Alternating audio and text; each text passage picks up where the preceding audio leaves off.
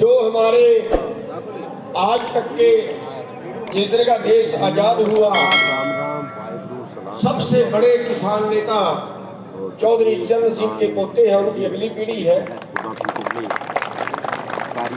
और आज भी उनके दिल में किसानों के प्रति दर्द है और इतने साधारण है कि आज गाड़ी चला के खुद लेके आए हैं।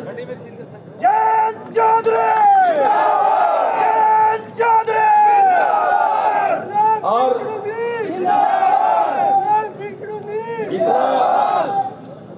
इतना लोगों के कोऑपरेट करते हैं कि मैं ज्यादा टाइम लूंगा तो शायद मैं घर पे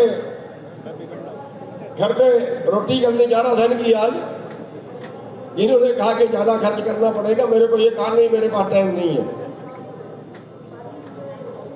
तो ये सोच के कि खर्च ज्यादा ना हो, इसलिए मतलब एक बहुत ही साधारण व्यक्ति हैं। और लिखा है कि तैयारी कर रहे हैं, उसकी कीमत कितनी है, वो लीज पे देंगे, वो बेचे, बड़ी कंपनियां खेती में उतरेंगी। और अगर बड़ी कंपनी में उतरती है, ये मानो कि मोटे मगरमच्छ सारी मच्छियों को खाएंगे। आपकी खेती अगले 10 साल बाद आप किसान नहीं बचोगे, सब चीज में खेती में कब्जा होगा कारपोरेट। एक और सूचना आई है, डॉक्यूमेंट हमारे सामने आए हैं, और वो ये है कि 7-8 बड़े क्लस्टर बना रहे, 50,000 हेक्टेयर एक क्लस्टर का। फ्रूट में है, अंगूर में है, सेब में है, कई में है। यानी जैसे ब्रॉयलर है, ब्रॉयलर का बच्चा, फीड, दवाई सारा कंपनी देती है, और पालने वाला जब भी फार्म लेकर उसको रुपए किलो मिलता है, और कंपनी को बेच के शुद्ध चढ़ रही है। ऐसे ही फ्रूट के अंदर सब देगी, किसान पैदा करेगा, उसको मिलेगा 20 रुपए, 25 रुपए, कंपनी बेचेगी उसको 150 रुपए। ना खाने वाला का, ना पैदा करने वाला का।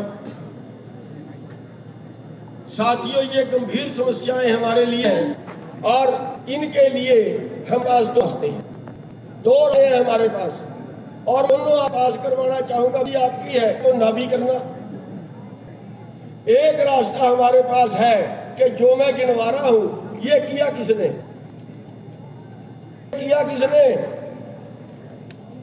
ये किया कानून ने। और कानून जहां बनते हैं वहां पे आपकी वकालत करने वाले नहीं है।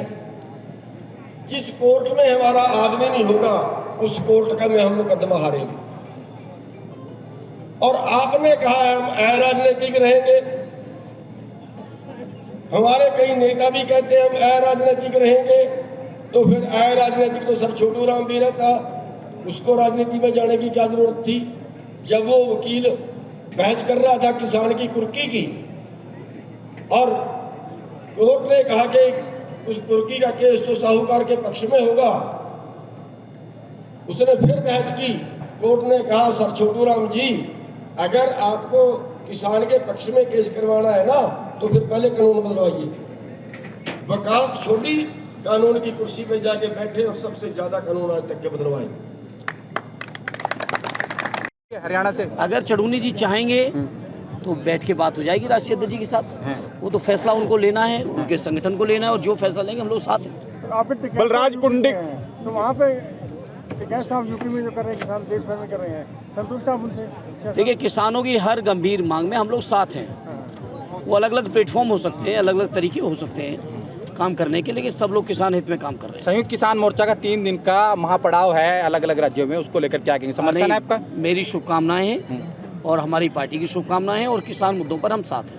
एमएसपी के मुद्दे को लेकर आप केंद्र सरकार में भी कांग्रेस के सहयोगी रहे, या सरकार का आपने साथ दिया जब कांग्रेस की सरकार थी, उस समय में किसानों की हित के लिए आप लोगों ने कुछ काम नहीं किया? एमएसपी नहीं, आपने लग रहा उस समय के बारे में अध्ययन नहीं किया है। नंबर 1 तो ये कि कांग्रेस के किसी भी गठबंधन के अंदर हमारी पार्टी शामिल नहीं रही है। बाहर से सहयोग समर्थन दिया है। सहयोग समर्थन देने के साथ साथ माननीय नेताजी के नेतृत्व में हम समाजवादी लोग लगातार किसानों की लड़ाई लड़े हैं। और जहाँ तक किसानों की जो यहाँ के मामला है, भूमि अधिग्रहण का मामला है या उनको मुआवजा देने का सवाल है, हम आज फ़ख्र के साथ हरियाणा के लोगों के बीच कह सकते हैं, देश के अंदर सबसे ज़्यादा मुआवजा अगर किसी दल ने दिया तो समाजवादी पार्टी की सरकार में माननीय अखिलेश यादव जी ने दिया। 302 किलोमीटर की रोड बनाई, एक भी लिटिगेशन कोर्ट तक नहीं गई, एक भी गांव में कहीं आंदोलन नहीं हुआ। ये किसानों के हित में हम लोगों ने सर्किल रेट पहले बढ़ाया, फिर 4 गुना समय जो मुआवजा देना चाहिए वो दिया सर्किल रेट का। इस तरह से किसानों के हित में किया। किसानों के लिए बीमे का इंतजाम हम लोगों ने किया, किसानों का कर्ज माफ़।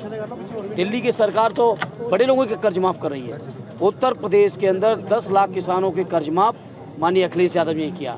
90 में जब नेताजी की सरकार थी, स्वर्गीय देवीलाल जी भी उस समय यहाँ हरियाणा के लीडर हुआ करते थे, उन्होंने शुरुआत की थी हरियाणा में 2000 मुझे याद है 1987 में, मैं बहुत छोटा था।